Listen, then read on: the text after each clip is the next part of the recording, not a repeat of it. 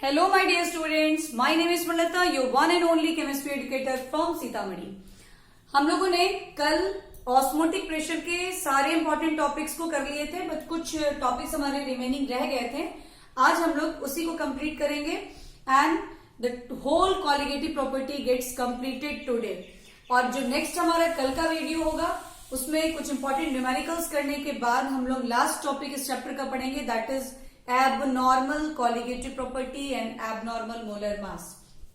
तो आज हम लोग ऑस्मोटिक प्रेशर के कुछ पोर्शंस जो हमारे रह गए हैं उसको करते हैं और इसके न्यूमेरिकल्स, इंपॉर्टेंट न्यूमेरिकल्स को करते हैं। देखिए, हम लोगों ने कल रिवर्स ऑस्मोसिस पढ़ने के बाद क्लास को एंड किया था। आज हम लोग करेंगे कि why osmotic pressure is considered to be more preferable colligative property than other. तो देखिए, इसकी खासियत सबसे बड़ी पॉइंट ये है कि ये जो ऑस्मोटिक प्रेशर है it can be determined even for the macromolecules. अगर आपको प्रोटीन्स, पॉलीमर्स, इस तरह के कोई बड़े बड़े मॉलिक्यूल्स की कॉलिगेटिव प्रॉपर्टी डिटरमाइन करनी है तो ना तो आप उसका relative lowering of vapour pressure कर सकते हैं, ना elevation in boiling point determine कर सकते हैं, ना उसका डिप्रेशन इन फ्रीजिंग पॉइंट। लेकिन ऑस्मोटिक प्रेशर को आप इजीली डिटरमाइन कर सकते हैं। तो एक सबसे पहले तो जो इसकी प्रेफरेंस की रीजन होती है वो ये है कि osmotic pressure is more preferable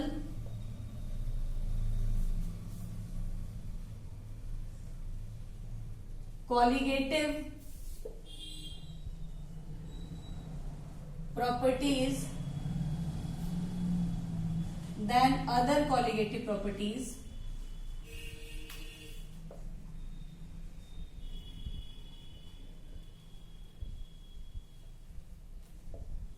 due to following reasons।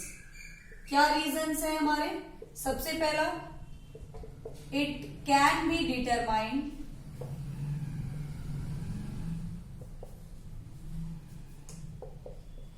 for macromolecules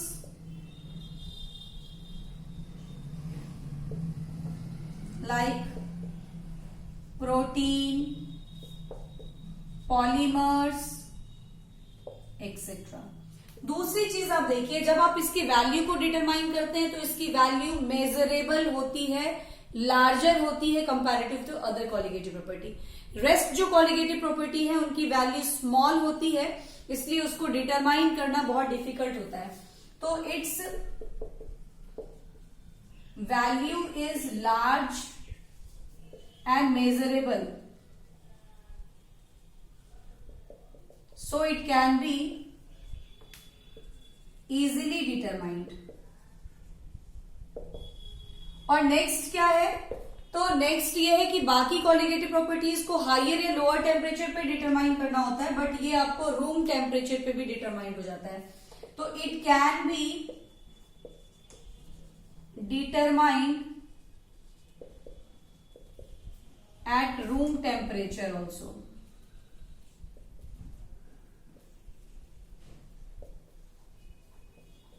ठीक है। और बाकी से इसकी डिफरेंस एक और है कि यहां जो कंसंट्रेशन मेजरमेंट होता है वो आपको मोलारिटी के टर्म में होता है।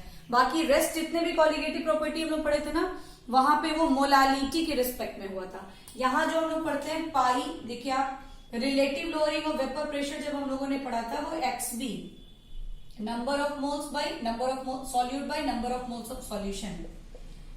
हम लोगों ने जब डेल्टा TB पढ़ा तो that is KB into molarity, delta TF पढ़ा KF इंटू मोलारिटी। लेकिन अभी जो हम लोग पाई पढ़ रहे हैं that is CRT and this C is molarity, NB upon V, molarity के टर्म। तो एक डिफरेंस ये भी है अदर कॉलिगेटिव प्रॉपर्टीज के रिस्पेक्ट में, but due to this reasons ये जो कॉलिगेटिव प्रॉपर्टी है ये बाकी अदर कॉलिगेटिव प्रॉपर्टी से ज्यादा प्रिफरेबल होता है। ठीक है। इसके बाद हम लोगों को करना था कुछ biological importance of osmotic pressure के बारे में जानना था, और फिर जानना था कि ऑस्मोटिक प्रेशर के वैल्यू के अकॉर्डिंग सॉल्यूशंस कितने तरह के होते हैं। तो पहले हम लोग वो पढ़ लेते हैं। पहला होता है आपको आइसोटोनिक सॉल्यूशन। आइसोटोनिक सॉल्यूशन क्या होता है आइसोटोनिक सॉल्यूशन? तो अगर कोई दो सॉल्यूशंस हैं और दोनों की ऑस्मोटिक प्रेशर सेम है, the two solutions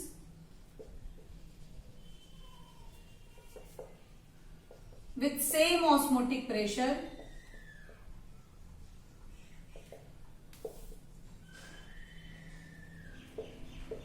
is called isotonic solutions। उनको हम लोग क्या बोलते हैं? आइसोटोनिक सॉल्यूशन, यानी पाई 1 इज इक्वल्स टू पाई 2 होगी। नेक्स्ट होता है हाइपोटोनिक। हाइपो आप लोग जानते हैं मतलब लो, कम। तो the solution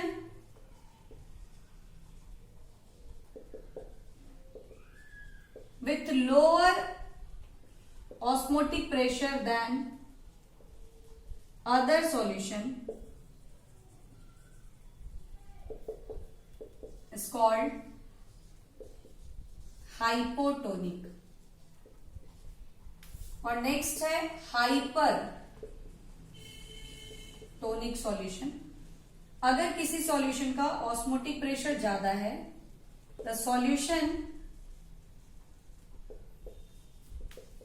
with higher osmotic pressure than other solution is called hypertonic solution. तो इस तरीके से हम लोग आइसोटोनिक, हाइपोटोनिक और हाइपरटोनिक सॉल्यूशन को भी समझ लेते हैं। नेक्स्ट हमारे पास बायोलॉजिकल इंपॉर्टेंस के केस में जब आते हैं हम लोग इसके biological importance of osmotic pressure. तो देखिए यहां दो टर्म हम लोगों को आता है, एक होता है हेमोलाइसिस, इसमें क्या होता है, एक दूसरा प्लाज्मोलाइसिस। हेमोलाइसिस में क्या होता है कि जब हम लोग किसी सेल को कांटेक्ट में लाते हैं वाटर या फिर किसी डाइल्यूट सॉल्यूशन के, तो क्या होता है कि अगर उस डाइल्यूट सॉल्यूशन या वाटर की ऑस्मोटिक प्रेशर लेस होती है than the cell sap present in the cell, तो ऐसे में वाटर की टेंडेंसी होती है to go inside the cell और ऐसे में स्वेलिंग हो जाती है। वहां क्या होता है, स्वेलिंग होता है, इवन रप्चर भी हो सकता है पूरा cell. This is called haemolysis. ठीक है, यानी हेमोलाइसिस क्या हो गया,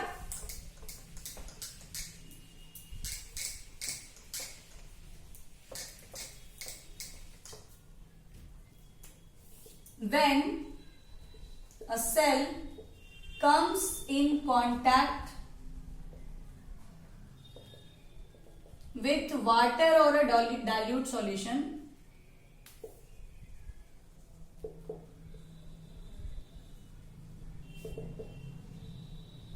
which have less osmotic pressure than the cell sap present in the cell,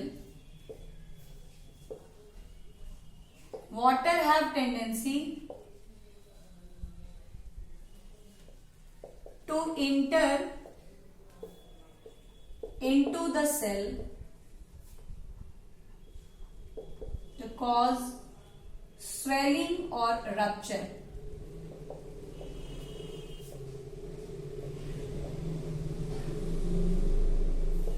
Is called haemolysis. ठीक है, यानी यहां पे क्या हो रहा है, इंडो ऑस्मोसिस हो रहा है, इंडो ऑस्मोसिस की प्रोसेस हो रही है।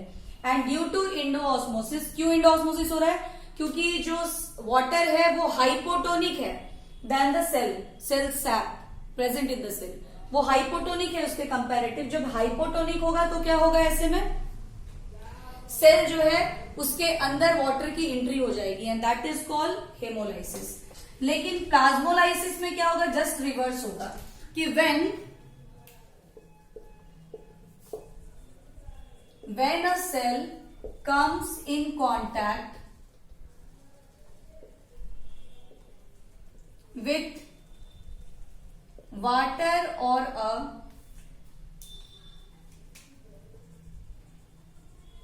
dilute solution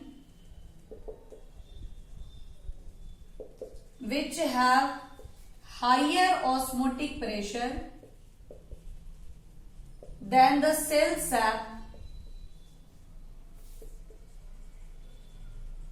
present in the cell. Water comes out from the cell.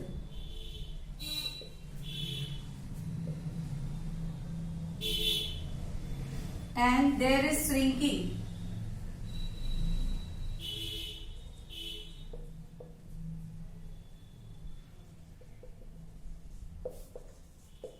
of the cell known as plasmolysis. तो इस तरह से ये क्यों हुआ? ये हुआ ड्यू टू एक्सोऑस्मोसिस। ठीक है ना? तो ये इंडोऑस्मोसिस और एक्सोऑस्मोसिस क्यों हुआ? क्योंकि जो हम सेल को कांटेक्ट में ला रहे हैं अदर सॉल्यूशंस के, वाटर या डाइल्यूट सॉल्यूशंस के, वो एक बार हाइपोटोनिक है विथ रिस्पेक्ट टू सेल, एक बार हाइपोटोनिक है विथ रिस्पेक्ट टू सेल। तो जब हाइपरटोनिक है तो प्लाज्मोलाइसिस है, और जब हाइपोटोनिक है देन वो हेमोलाइसिस है।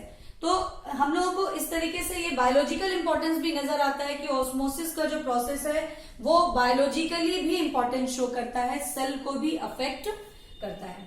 तो ये सब कुछ पॉइंट्स थे जो रह गए थे हमारे। अब हम लोग करेंगे इसका न्यूमेरिकल, जो भी हम लोग जस्ट स्टार्ट करने वाले हैं। तो देखिए हमारे पास फर्स्ट एक क्वेश्चन है कि इफ 1.71 ग्राम ऑफ शुगर, अगर हम शुगर का 1.71 ग्राम ले रहे हैं, ऑलरेडी मोलर मास दिया है, अगर नहीं दिया हुआ था तो हम मोलर मास इसकी डिटरमाइन करते हैं, क्योंकि शुगर की फॉर्मूला जो है C12H22O11 होती है और ये 342 ग्राम पर मोल आ जाता है इसका value. Are dissolve in 500 centimetre cube. देखिएगा volume of the solution is given that is 500 centimetre cube and 1 centimetre cube means 1 ml, यानी 500 ml दी हुई है वैल्यू इसकी। और टेम्परेचर भी दिया हुआ है दैट इज 300 केल्विन। डाटा सबसे पहले लिखिए और फाइंड क्या करना? Osmotic pressure pi. तो what is the formula of pi? Pi is equals to CRT। C means NB by VRT, NB means WB by MB, VRT. What is the value of WB here? 1.71. R की value देखिए, R की value होती है 0.0821 litre ATM पर मोल पर kelvin. अगर हम pressure को ATM में लाते हैं, अगर हम बार में लाएं तो यहां पे 0.083 हम लोग वैल्यू ले लेंगे। तो वॉल्यूम तो लीटर में चाहिए और यहाँ ml में है, तो इसको हम लोग क्या करेंगे? पहले लीटर में कन्वर्ट करेंगे बाय 1000 करके, यानी 0.5 litre is the value of the volume. तो R की वैल्यू 0.0821 हमने डाला, टेम्परेचर हमारा 300 केल्विन है अपॉन MB हमारा 342 है एंड वॉल्यूम इज 0.5। सबकी वैल्यू अब डाली, you will get the value of pi and the unit become ATM, क्योंकि हम लोग ये ATM वाली वैल्यू को ही ले रहे हैं R की। ठीक है, तो इस तरह से बहुत ही सिंपल न्यूमेरिकल था। आराम से ऐसे क्वेश्चंस अगर रहें तो हम इसको सॉल्व कर सकते हैं। अब हम लोग सेकंड क्वेश्चन को देखते हैं। देखिए अब हमारे पास क्वेश्चन है 36 ग्राम ऑफ ग्लूकोज डिजोल्व पर litre of solution has an osmotic pressure of this. यानी कि जब WB ग्लूकोज की 36 ग्राम है, MB तो इसकी हम लोग जानते हैं C6H12O6 इज द फॉर्मूला, तो 180 ग्राम पर मोल इसकी मोलर मास होगी और वॉल्यूम है पर litre means 1 litre and osmotic pressure is found to be 4.98 bar and the temperature is 300 kelvin. अब कहता है कि if the osmotic pressure of the solution for the same solution the osmotic pressure now become 1.52 bar, this is pi 1। अब कहता है जब ये पाई 2 है एट द सेम टेम्परेचर, यानी कि टेम्परेचर आपकी सेम है 300 केल्विन ही है, तो what would be it's concentration means C2 क्या होगी? तो आप क्या करें कि हम लोगों को क्या पता है ना कि pi is equals to CRT होता है। अगर दो सॉल्यूशन की कंपैरिजन करनी हो, R और T ये दोनों कांस्टेंट है, तो इसका मतलब π1 by π2 is equals to C1 by C2 हो जाएगा, because both directly proportionality show कर रहा है। ठीक है, π1 की वैल्यू हम लोगों को मालूम है, दैट इज 4.98, π2 की वैल्यू भी मालूम है 1.52। ठीक है, ऐसे अगर आप क्या करते हैं ना कि इसको अलग से फिर इसका पाई निकालते, फिर इसका अलग से करते, फिर डालते, तो वो टाइम टेकिंग भी होता है। तो आप कंपेयर जब भी करना हो ना, तो आप कंपेरेटिव स्टडी ही करें।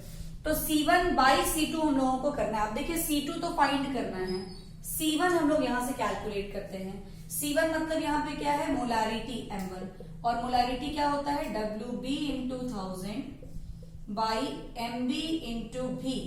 ये 1000 कब होता है, when volume is in ml। चूंकि वॉल्यूम ऑलरेडी लीटर में है, तो यहां से 1000 हटेगा। WB कितनी है, 36, MB है 180, वॉल्यूम है 1, ये क्या हो जाएगा 5 टाइम्स, यानी 1/5, यानी 0.2। ठीक है ना, ये है हमारा 0.2। तो what is the value of C2? C2 इधर कर दो, 0.2 इंटू 1.52 डिवाइडेड बाई 4.98। तो जब कभी भी कंपैरिजन करके आपको न्यूमेरिकल करना हो ना, तो आप डाटा लिखिए और फॉर्मूला का कंपैरेटिव स्टडी कर लीजिए। चूंकि यहाँ पे R कांस्टेंट टर्म है, temperature is same in both the case. ठीक है, तो इसका मतलब ये दोनों कांस्टेंट टर्म जब है, तो इसका मतलब pi directly proportional to C show कर रहा है। इसमें इट मीन्स की π1 by π2 is equals to C1 by C2। π1 and π2 are given in the question. ठीक है, और C2 की जो वैल्यू है वो फाइंड करनी है, और C1 जो है वो हम कैलकुलेट कर लेंगे, because data is given here. WB आपकी दी हुई है, MB आप निकाल ले रहे हैं इसकी, और वॉल्यूम जो है दैट इज 1 लीटर। तो इस तरीके से यहां हम लोग जो है इस क्वेश्चन को कंपैरेटिवली सॉल्व करते हैं। अभी एक दो क्वेश्चन हम लोग और करते हैं। अभी ये 2 क्वेश्चन हैं, और देखिए ये आज एक और क्वेश्चन करके ये एंड करेंगे इस क्लास को हम। और लेकिन आज ही आपको एक और वीडियो जाएगा जिसमें overall all the 4 colligative properties के न्यूमेरिकल होंगे, हॉट्स एंड ट्रिकी क्वेश्चंस होंगे, which is based for NEET और जेई। ठीक है, उसको भी आप बिल्कुल जरूर वॉच करेंगे, क्योंकि अभी जो हम लोग न्यूमेरिकल्स कर रहे हैं चारों कॉलिगेटिव प्रॉपर्टी के, वहां आप देखिएगा, बार बार देखिएगा कि जो सॉल्यूट यूज हो रहा है वो नॉन इलेक्ट्रोलिटिक है, आयोनाइज्ड होने वाला नहीं है। देखिए सुक्रोज यूज होता है, यूरिया यूज होता है ना, ये सारे आपको आयंस में टूटने वाले नहीं है, क्योंकि जब तक आप इन नॉन इलेक्ट्रोलिटिक वाले पे कमांड नहीं करेंगे, तो कल जो हमारा क्लास स्टार्ट होगा abnormal colligative property, abnormal molar mass की, वहां इलेक्ट्रोलिटिक सॉल्यूट्स को यूज किया जाएगा, और वहां एक नया टर्म सारे चारों कॉलिगेटिव प्रॉपर्टी के फॉर्मूला में एक नया टर्म ऐड हो जाएगा, that is when Hoff factor. तो जब तक आप ये सारे नॉन इलेक्ट्रोलिटिक के कॉन्सेप्ट से अपने माइंड को पूरी तरह से क्लियर नहीं कर लेंगे, जब उसको करने आएंगे तो फिर आप कंफ्यूज होने लगेंगे कि अब ये क्या आ गया, ये नया टर्म कहां से घुसा इसमें। तो आपको पहले आइडेंटिफाई करना है कि अगर हम नॉन इलेक्ट्रोलिटिक सॉल्यूट्स को लेके कर रहे हैं, तो वहां पे कोई भी टर्म एक्स्ट्रा यूज नहीं होगा, जो नॉर्मल फॉर्मूला हमारा वही यूज होगा। लेकिन जैसे ही हम इलेक्ट्रोलिटिक सॉल्यूट को लेंगे ना, वहां एक नया term van't Hoff factor i वो आ जाएगा, तो वो हम लोगों को कल से करना है। इसलिए आज एक और वीडियो न्यूमेरिकल के लिए ही जाएगा for the clear concept of solution chapter, इसलिए उसको भी आप लोग वॉच करेंगे, एंड देन आपकी नाइट में क्विज होगी। इसलिए पूरे कॉलिगेटिव प्रॉपर्टी के न्यूमेरिकल को बहुत अच्छे से देखिए। चलिए हम लोग इस क्वेश्चन को देखते हैं। Of 5% solution of cane sugar. ठीक है, केन सुगर मतलब सुक्रोज ही होता है, सुगर को ही बोलते हैं। तो क्या है इसका, 5% है। ठीक है, C12H22O11 and is isotonic with 0.877% solution of urea here। ठीक है, अब देखिए आप परसेंटेज हम लोग क्या लेते हैं, हम लोग ये लेते हैं कि 5 ग्राम जो है, 5 ग्राम जो है वो 100 ग्राम सॉल्यूशन में प्रेजेंट है। बट यहां चूंकि आप ऑस्मोटिक प्रेशर की केस देख रहे हैं, आइसोटोनिक है, मतलब π1 इज इक्वल्स टू π2 है। तो हम दोनों की डाटाज लिखते हैं कि क्या क्या है, फिर हम इक्वल करके और तब उसको बनाएंगे। तो यहां आप देखिए क्या कि चूंकि यहाँ पे कंसंट्रेशन मोलारिटी के टर्म में हम लोगों को चाहिए, मोलालिटी के टर्म में नहीं, तो यहाँ जो हम लोग परसेंटेज लेंगे ना वो W/V के टर्म में कंसीडर करेंगे, हमेशा याद रखिएगा।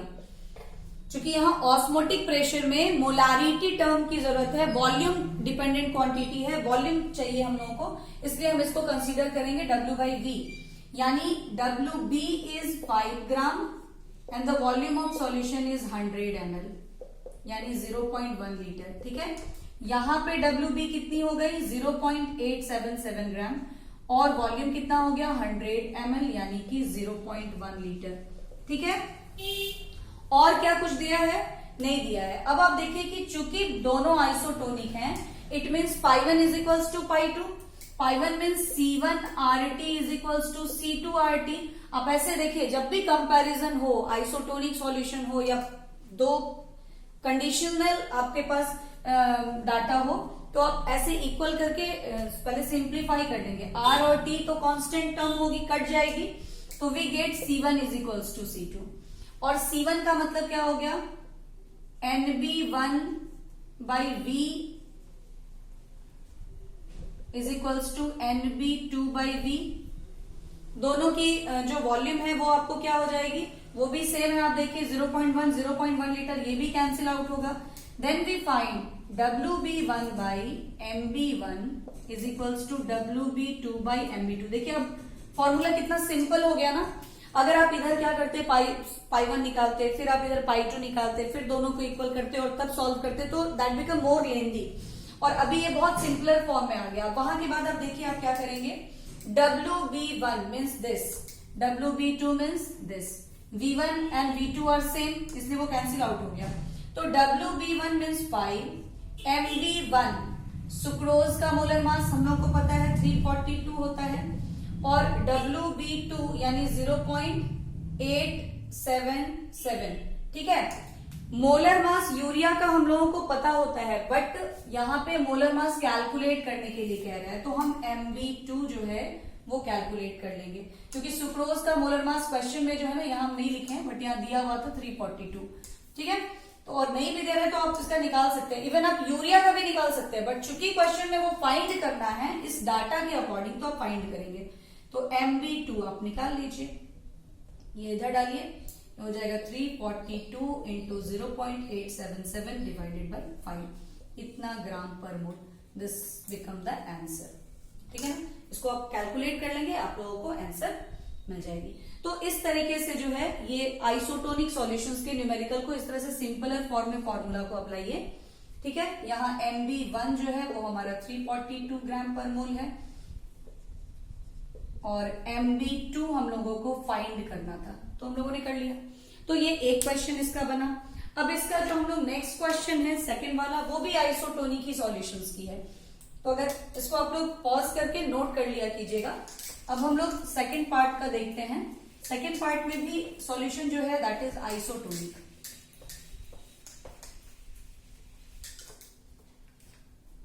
इसमें क्या कह रहा है, what is the concentration of solution of sucrose. यहां भी सुक्रोज को ही लिया गया है, इसका कंसंट्रेशन ही पूरा फाइंड करना है, विच इज आइसोटोनिक। यानी फिर आपके पास π1 इज इक्वल्स टू π2 है, with a solution containing 6 gram of urea पर लीटर, मीन्स वॉल्यूम जो है वो आपको 1 लीटर दी हुई है। और यूरिया, अब यहां पे देखिए यूरिया की फॉर्मूला हम लोगों को मालूम होती है NH2 की। उस ऊपर वाले क्वेश्चन में यूरिया का मोलर मास ही निकालना था, इसलिए हम लोगों ने MB निकाला, बट यहाँ पे आपको ये मालूम होना चाहिए क्योंकि दूसरे का कंसंट्रेशन पूरा फाइंड करना है हम लोगों को। तो इसका आप निकाल लीजिए, ये कितना हो जाएगा, आप इसको फाइंड कीजिएगा, 62 आना चाहिए। ये 28 प्लस 4 प्लस 12 प्लस 16,